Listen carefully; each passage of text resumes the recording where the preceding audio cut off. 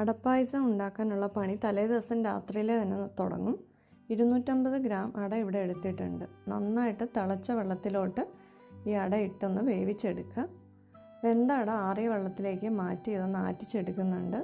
ഉടനെ തന്നെ ഇങ്ങനെ മാറ്റുന്നതിന് കാരണം അല്ലെങ്കിൽ അട തമ്മിലിരുന്ന് ഒട്ടിപ്പിടിച്ചു പോവും. അത് കഴിഞ്ഞ് ഉരുളിലേക്ക് കുറച്ച് വെള്ളം എടുത്തിട്ട് നമ്മൾ 500 ഗ്രാം ശർക്കരപ്പൊടി ചേർക്കുന്നുണ്ട്. ആവശ്യത്തിന് നെയ്യൂടെ ചേർത്ത് ഇതൊരു ശർക്കര പാനിയാക്കി എടുക്കുക.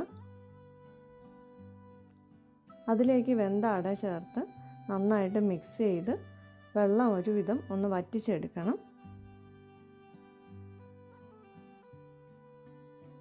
ഈ ഒരു പരുവമാകുമ്പോഴത്തേക്കും നമുക്ക് ഫ്ലെയിം ഓഫ് ചെയ്ത് കൊടുക്കാം. അടുത്ത ദിവസം ആകുമ്പോൾ നമുക്ക് വെള്ളമൊക്കെ വറ്റി അടയൊക്കെ നന്നായിട്ട് ഇതുപോലത്തെ പരുവത്തിൽ നമുക്ക് കിട്ടും.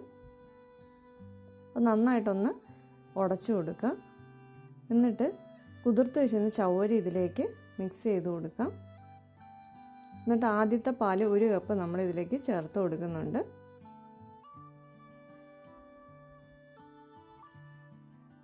രണ്ടാം പാല് 2 കപ്പ് ചേർത്ത് കൊടുക്കുന്നുണ്ട്.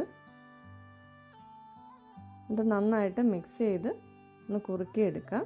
1/4 ടീസ്പൂൺ ചുക്കുപൊടി ചേർത്ത് കൊടുക്കുക. 1/4 കപ്പ് ആദ്യത്തെ തേങ്ങാപ്പാലൂടെ ഒന്ന് പിന്നെ ചേർത്ത് കൊടുക്കുന്നുണ്ട്.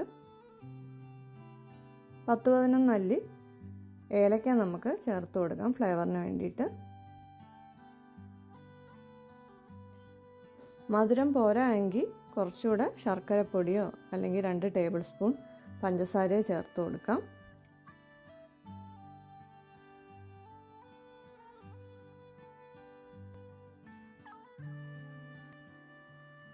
പായസത്തിൻ്റെ രുചി കൂട്ടാൻ നെയ്യിൽ കുറച്ച് തേങ്ങാക്കൊത്തും 1 ടീസ്പൂൺ ജീരകവും 1 ടീസ്പൂൺ എള്ളൂടെ ചേർത്ത് കൊടുക്കാം.